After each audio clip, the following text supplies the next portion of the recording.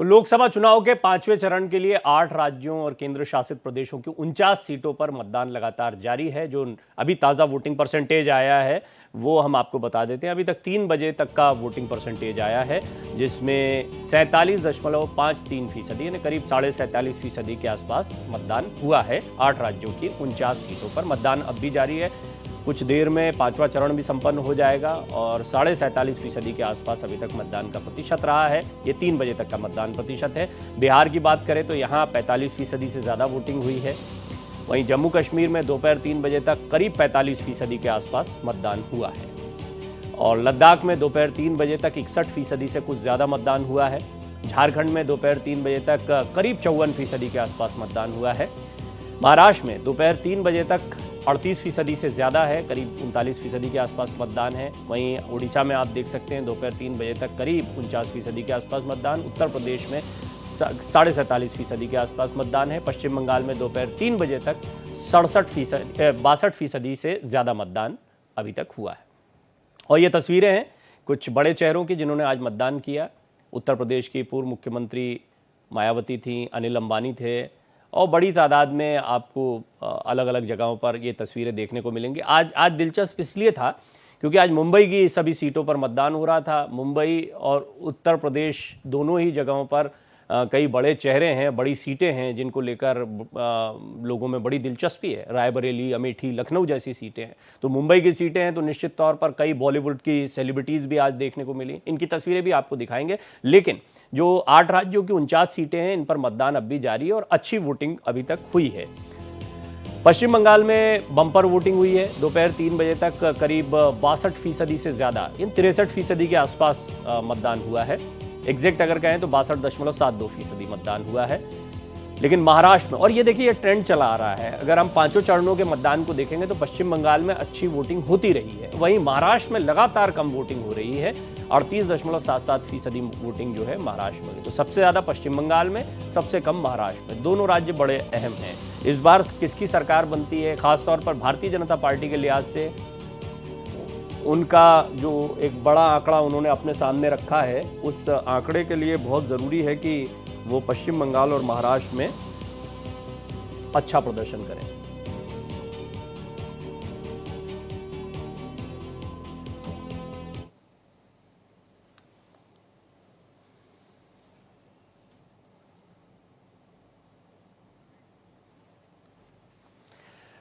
मेरे साथ तमाम मेहमान जुड़ेंगे जिनमें राजनीतिक विश्लेषक भी होंगे, लेकिन फिलहाल दोनों प्रमुख पार्टियों के प्रवक्ता मेरे साथ जुड़ गए हैं। मेरे साथ चित्रा बाथम जी जुड़ी हुई हैं जो कि कांग्रेस की प्रवक्ता हैं और मेरे साथ आलोक वत्स जी जुड़ रहे हैं जो कि भारतीय जनता पार्टी के नेता हैं। आलोक जी आपका स्वागत है, चित्रा जी आपका स्वागत है।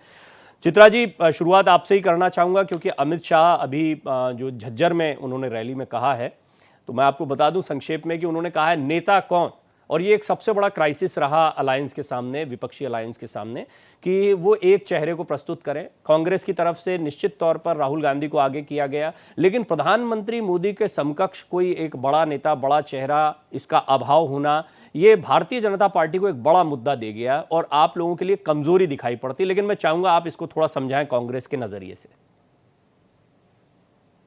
प्रवीण जी, मैं सबसे पहले तो ये कहना चाहूंगी कि जनता के मुद्दों पे हम इंडिया अलायंस वाले चुनाव लड़ रहे हैं। तो इसीलिए अगर हमें किसी के चेहरे को की आवश्यकता है तो वो हमारे जो मैनिफेस्टो में हमने बताया है, 5 न्याय ही वो चेहरे हैं जिनको हम जनता के सामने लेकर जा रहे हैं और जनता ने जिन्हें बहुत अच्छी तरीके से एक्सेप्ट किया है और उसी पे हमें भरपूर मतदान कर रहे हैं। जी, भरपूर मतदान आपने ये अंदाजा कैसे लगाया, क्योंकि वोटिंग परसेंटेज जब कम आया तो ये दोनों ही नजरियों से देखा जाता है। खासतौर पर कोई बड़ा बदलाव जनता नहीं चाहती है, इस तरह की एनालिसिस की जाती है। तो वोटिंग परसेंटेज लगातार कम आना, इसने चिंता आपकी नहीं बढ़ाई? आपको मेरी आवाज आ रही है? हाँ, आपकी आवाज बिल्कुल स्पष्ट आ रही है। क्या आप हमें सुन पा रही हैं? मैं ये बताना चाहूंगी कि भरपूर मतदान मैंने इस हिसाब से कहा है कि भाजपा का वोटर जो है, अगर आप देखें, पहले चरण से ही बहुत निराश आ रहा है और वो जो है वो बाहर निकल के भाजपा को वोट नहीं कर रहा है। हमने जो स्टैंड रखा है कि संविधान के ऊपर हमें लड़ना है और संविधान की रक्षा करने के लिए जो हम उतरे हैं आज मैदान में, उसी के लिए हमें जनता का पूरा समर्थन मिल रहा है। और इसीलिए अगर आप देखेंगे कि हमारी तमाम रैलियों में एकदम जन सैलाब उमड़ा हुआ है, और उसी लिए मैं आपको ये आश्वस्त कर देना चाहती हूँ कि हमें ही भरपूर मतदान मिल रहा है। चेहरा, आपका चेहरा कौन है? ये बताया है कि चेहरा जो है वो हमारे 5 न्याय हैं। हिस्सेदारी न्याय यानी सामाजिक न्याय, युवा न्याय, नारी न्याय, श्रमिक न्याय, ये हमारे चेहरे हैं जिनको जनता ने भरपूर सपोर्ट दिया है। ठीक है, अभी चेहरा फिर भी समझ में नहीं आया, मैं दोबारा इस पर आऊंगा। लेकिन आलोक जी, अभी गृह मंत्री जो बात कह रहे थे उसमें एक बार बार कांग्रेस की तरफ से एक सवाल खड़ा होता है, और वो सवाल ये होता है कि अभी भी कांग्रेस 10 साल का टेन्योर हो गया है, अभी भी कांग्रेस की कमियां, विपक्षी अलायंस की कमजोरी, इनके ऊपर ज़्यादा जोर रहता है बनिस्बत इसके कि 10 साल में काफ़ी काम हुए, काफ़ी उपलब्धियां हैं, इन पर जोर दिया जाता और इनको आगे रखकर चुनाव लड़ा जाता। देखिए, बहुत पानी बह गया है, कब ये जागे हैं। अभी तक ये स्पष्ट नहीं किए हैं देश को कि किसका मैनिफेस्टो लागू होगा अगर इंडी गवर्नमेंट आती है। देश कंफ्यूज है, पूरी तरीके से कंफ्यूज। उसके विपरीत नरेंद्र मोदी का एक चट्टान की तरह खड़ा रहना और एक मैनिफेस्टो गारंटी के साथ। तो जनता गारंटेड चीज पर जाएगी या अनगारंटेड चीज पर जाएगी, जरा मुझे बता दीजिए। इनके पास तो कोई गारंटी देने वाला कोई है नहीं, इनकी बातों पर तो कोई भरोसा करेगा नहीं। और ये लोग लड़ रहे हैं फॉर सर्वाइवल, ऑन वेंटिलेटर। हम लड़ रहे हैं सरकार में। 393 सीट की जो पोलिंग हो चुकी है उसमें 272 का आंकड़ा हमने बहुत आसानी से छू लिया है। अब जो हम कर रहे हैं वो कितना मार्जिन से हम जीतेंगे। आलोक जी, ये बड़ा दिलचस्प है, गृह मंत्री खुद भी बोल चुके हैं पश्चिम बंगाल में, जब पिछली बारी उन्होंने 380 सीटों के बाद ही 270 का आंकड़ा बता दिया था। ये आप लोग आंकड़ों का अंदाजा कैसे लगाते हैं? देखिए, हम लोग जनता के साथ जुड़े हुए लोग, 24 घंटे हमारा वर्कर जनता के सुख दुख में भागीदार रहे, तो हमें पता है किस किस पॉकेट में हमारा वोट सॉलिड है। उसके आधार पर हम ये सारी गिनती करते हैं। बीइंग अ जर्नलिस्ट आलोक जी, मेरे पास बहुत सारे लोगों के फोन आते हैं, बहुत सारे लोग मिलते हैं, तो उनको ऐसा लगता है कि हमें सब पता होगा, अच्छा किसकी सरकार बन रही है, अच्छा किसको कितनी सीटें आ रही है, 400 पार जाएंगे नहीं जाएंगे, ये सब होता है। आप लोग क्या करते हैं? क्या आप एग्जिट पोल के अंदाज में जाते हैं? आप जनता से जुड़े हुए हैं तो कितना बड़ा सैंपल साइज लेकर आप चलते हैं जिससे आपको ये अंदाजा लग जाए? और देखिए, मैं गृह मंत्री अमित शाह के बयानों को बड़े गौर से इसलिए सुनता हूं क्योंकि पिछले चुनाव में भी जब उन्होंने जो आंकड़ा बताया है वो धरातल पर भी आगे उसके आसपास देखने को मिला है, इसलिए उनकी एनालिसिस को बड़ी तवज्जो दी जाती है। पर कैसे? देखिए, बहुत सी एजेंसियां से इनपुट आती रहती हैं, हमारे वर्कर भी इनपुट देते रहते हैं, जनता भी इनपुट देती रहती है। सबका मिश्रण करके हम एक निर्णय लेते हैं कि हाँ जी, इस बार हम इतनी सीट जरूर अवश्य प्राप्त करें। चित्रा जी, आपने देखा कि भारतीय जनता पार्टी किस तरीके से लोगों से जुड़ी हुई है, वो कई एजेंसियों के जरिए इनपुट ले रही है। ये जब आंकड़ा बताया जाता है इस आत्मविश्वास के साथ कि हमें 380 में से 270 सीटें आ रही हैं, बहुमत का आंकड़ा हम पार कर गए हैं, तो आप क्योंकि पार्टी से जुड़ी हुई हैं, एक पार्टी कार्यकर्ता, पार्टी नेता के तौर पर, प्रवक्ता के तौर पर, कितना हिट करता है ये बात, कितना परेशान करती है? देखिए, क्या है ना प्रवीण जी कि 2014 से हम सिर्फ और सिर्फ जुमले ही सुनते आ रहे हैं भारतीय जनता पार्टी की तरफ से, तो इसीलिए अब इनके जो ये आंकड़े हैं ये कोई मायने नहीं रखते हैं। इन्होंने पहले चरण से शुरुआत की थी कि अब की बार 400 पार, अब की बार 400 पार यानी संविधान पे वार, ये बात तो समझ में आ गई और इसीलिए तब से इन्होंने अपने आप को बैक ट्रैक पे रख लिया है। तो अब ये कोई भी आंकड़े दे, इनके आंकड़ों के ऊपर कोई भी विस्तार नहीं रह गई है। क्यों?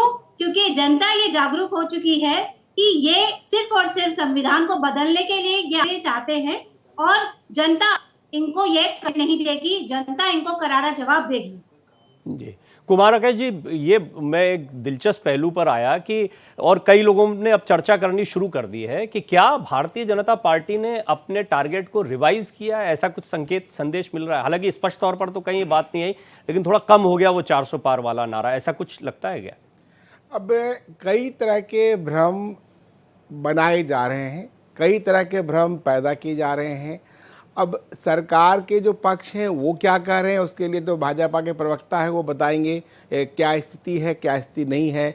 लेकिन जो कांग्रेस जो बात कर रही है कि संविधान बदलने की बात या आरक्षण को समाप्त करने की बात, तो उसके लिए प्रधानमंत्री बार बार बोल चुके हैं कि बाबा साहब अम्बेडकर भी आ जाए धरती पे, पुनर्जीवित हो गए, भारत का संविधान कोई नहीं बदल सकता।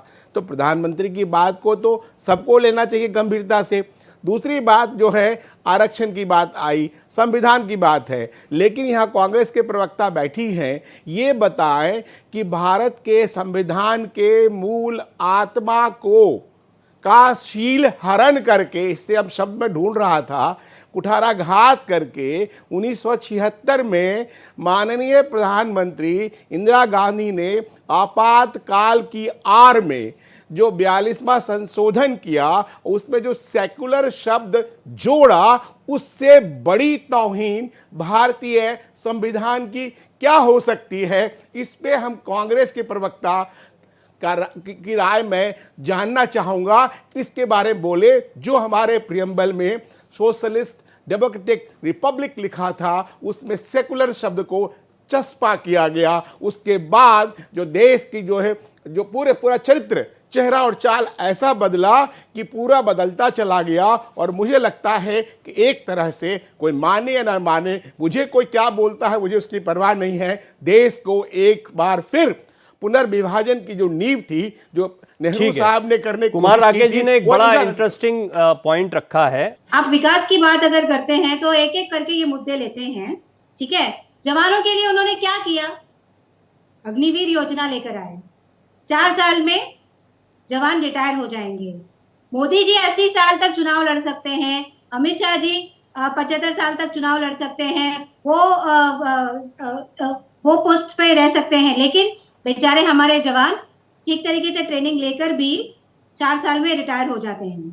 दूसरा, खिलाड़ियों के बारे में बात की जाए तो मैं आपको याद दिलाना चाहूंगी कि हरियाणा की ही वो बेटियां थी जिन्होंने यौन उत्पीड़न के मामले में बृजभूषण शरण के ऊपर गंभीर आरोप लगाए थे। लेकिन क्या मिला उन बेटियों को? सिर्फ और सिर्फ निराशा, सिर्फ और सिर्फ हताश। बृजभूषण शरण सिंह के बेटे को इन्होंने अवार्ड में टिकट दिया है, लोकसभा का चुनाव लड़ रहा है वो कैसरगंज से। तीसरा, मैं किसानों के बारे में बात करना चाहूंगी कि इन्होंने कहा था कि किसानों की आय 2022 तक दुगनी कर दी जाएगी। क्या मिला हमारे किसान भाइयों को?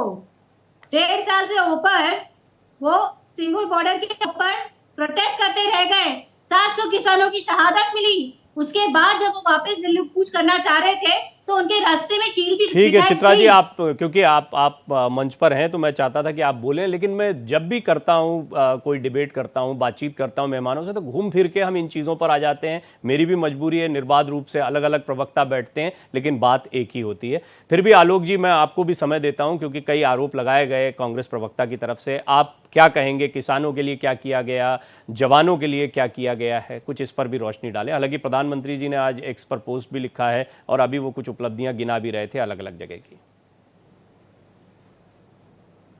किसान सम्मान निधि की कहने की जरूरत नहीं है। इन लोगों ने बहुत हंगामा किया लखीमपुर खीरी में, ऐसा कर दिया जैसे हमने वहां मर्डर कर दिया है। वहां की जनता प्रबुद्ध थी। विधानसभा चुनाव में 6 की 6 सीट हमारी झोली में डालकर इनका मुंह सदा के लिए बंद कर दिया।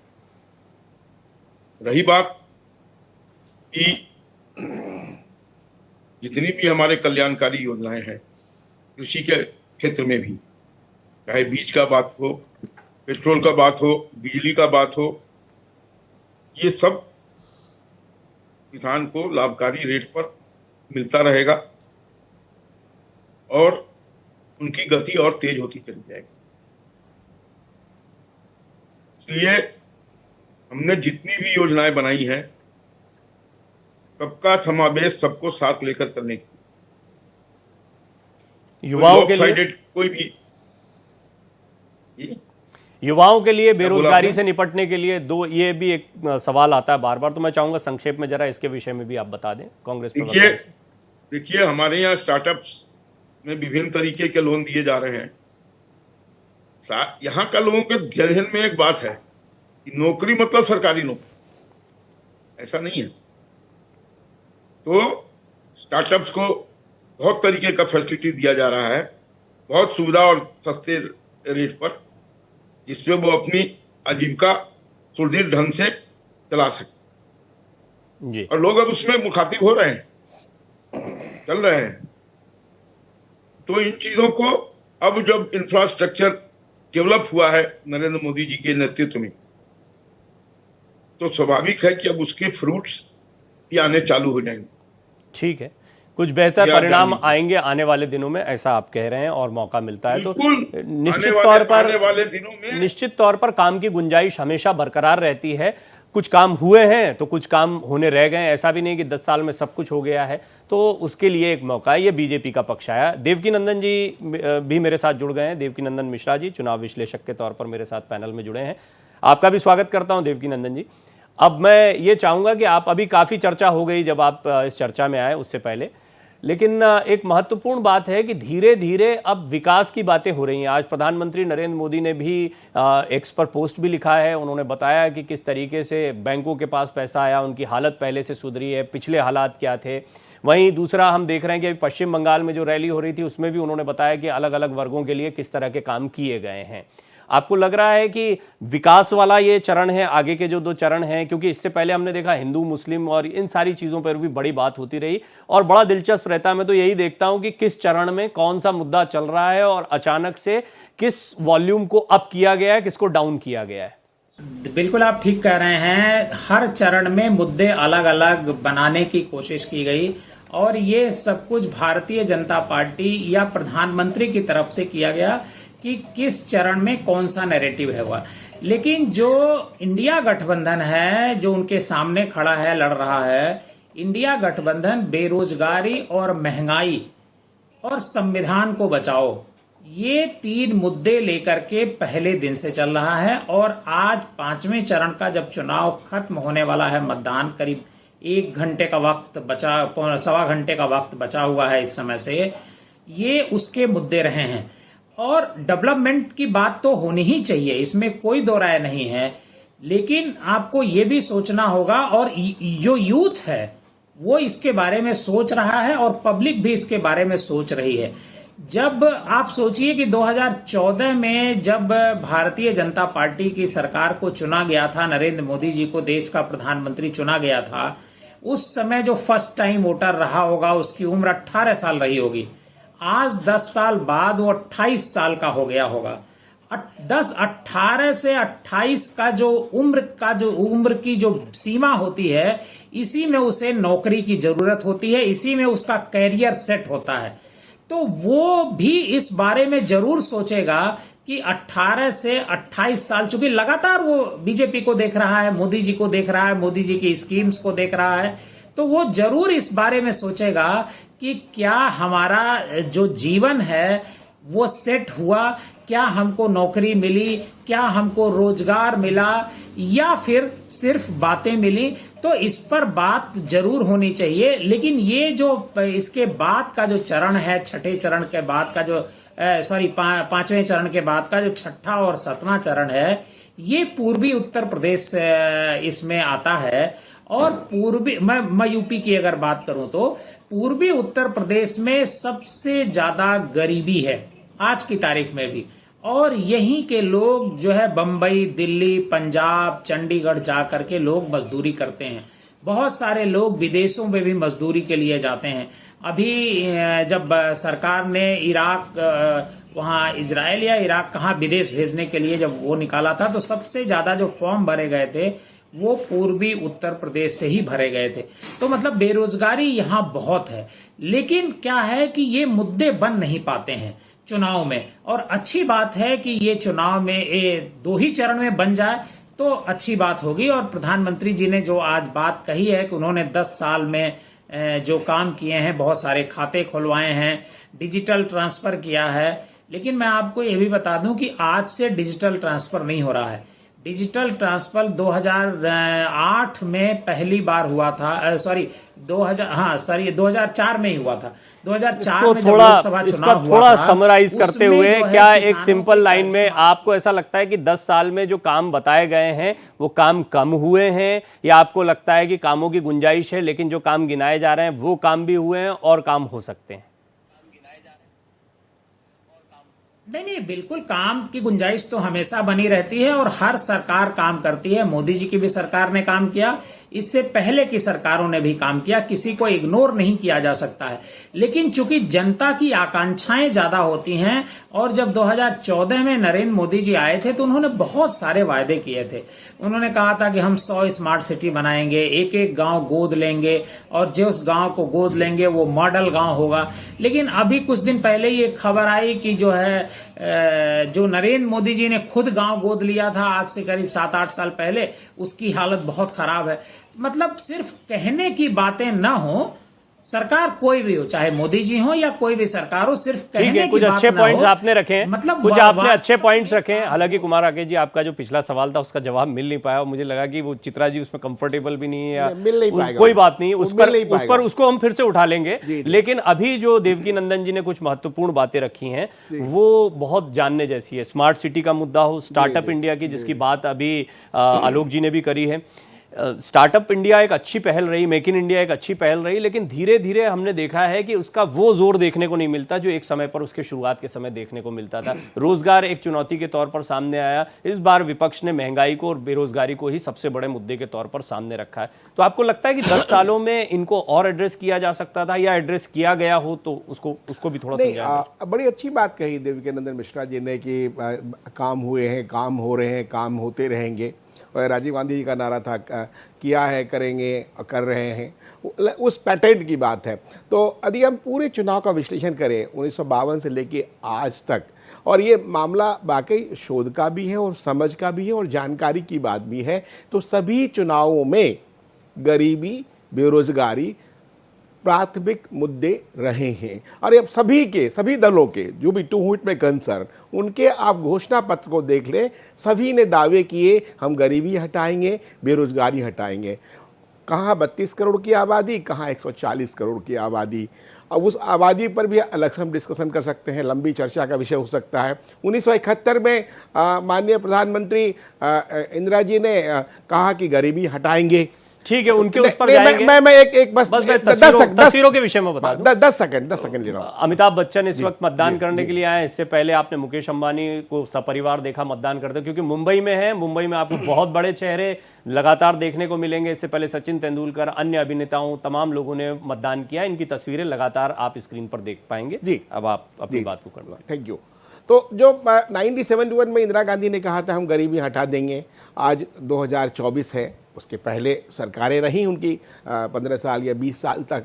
आज उनके जो है वंशज जो है राहुल गांधी कर रहे हैं कि मेरी सरकार को ले आइए, हम खटाखट फटाफट गरीबी हटा देंगे। और खटाखट फटाफट कैसे हटेगा उसकी उनकी कोई प्लानिंग नहीं है। तो जो बेरोजगारी की बात है, जो बेरोजगारी का प्रतिशत है जो बढ़ रहा है, हम लोग को Please go out and vote. It's our right and our responsibility to do so as a responsible citizen of our country. भारतीय को वोट देना चाहिए, ये मेरी सब अपने देशवासियों से अपील है। जी, आप अपनी बात को पूरा करें। मेरा वैसे सवाल कुमार जी ये था, वो ये तो बहुत लंबा चला जाएगा, हम 71 और इंदिरा गांधी और फिर उनकी वंशावली पर जाएंगे। सिंपल ये कि 10 साल में जो बातें कही गई, खासतौर पर स्मार्ट सिटी को लेकर, स्टार्टअप इंडिया को लेकर, रोजगार को लेकर, उसको क्या अभी जस्टिफाई कर पाए हैं? उसके साथ जस्टिस हुआ? नहीं, जो बात कह रहे हैं कि कितना, मुद्दा ये है कि जो काम हुआ काम नहीं हुआ। यदि स्मार्ट सिटी की बात है कि वो किया उन्होंने, तब उसमें परसेंटेज देखेंगे। देश के विकास के दृष्टिकोण से राजनीतिक दुर्भावना, अभिभावना से अलग हट करके कि 80% हुआ, 90% हुआ या 95% हुआ। यदि आम परीक्षण के आधार पर हम देखें कि हम किसी को परीक्षा पास करते हैं कि 30% में चलो पास हो गया या 40% में पास हो गया, लेकिन यदि वो प्रतिशत विकास का 80% है, 90% है, तो उसको तो आपको अप्रिशिएट करना ही चाहिए। चलिए चित्रा जी, ये खटाखट फटाफट गरीबी हटाने का फॉर्मूला कौन सा है जो आप लोगों के पास हम में प्लानिंग जानना चाहेंगे। हाँ, उसको थोड़ा सा बताएं, उसका विजन क्या है, या फिर आपने खुद कहा कि हम जुमलेबाजी बहुत सुन चुके हैं, तो ये जुमला नहीं है, इसको किस तरीके से सत्य माना जाए? डेफिनेटली मैं आपको ये आश्वस्त करना चाहूंगी कि इंडिया गठबंधन के पास गरीबी हटाने के लिए एक प्रॉपर रोड मैप है, और उसके तहत ही अगर मैं आपको बताऊं, सबसे पहले तो हमारे जो 5 न्याय हैं और 25 गारंटी, इसको हम आटे के साथ इम्प्लीमेंट करेंगे। हर वर्ग के लोगों को हमने उसमें शामिल किया है, युवा है, नारी है, किसान है, श्रमिक है और सामाजिक न्याय। इसके साथ ही मैं आपको बता दूं कि आपने सुना होगा 3 दिन पहले हमारे अध्यक्ष श्री मल्लिकार्जुन खड़गे जी ने एक बहुत बड़ा अनाउंसमेंट किया था, जहां पे हम 10 किलो अनाज भी लोगों को देंगे जो गरीबी रेखा नीचे हैं। उसके साथ ही राहुल जी निरंतर ये कहते आ रहे हैं कि 30 लाख जो सरकारी मैं आऊंगा इस पर, थोड़ा ये विस्तार से बात करने वाली बात है। कुमार राकेश जी भी कुछ कहना चाहते हैं, मैं आऊंगा आप लोगों के पास में, लेकिन महत्वपूर्ण बात यह है कि जब फ्री राशन दिया जाता है या यही पैसा लाडली बहना या अन्य योजनाओं के तहत दिया जाता है या किसान सम्मान निधि की बात होती है, तो ये कहा जाता है विपक्ष की तरफ से कि कटोरा हाथ में पकड़ा दिया।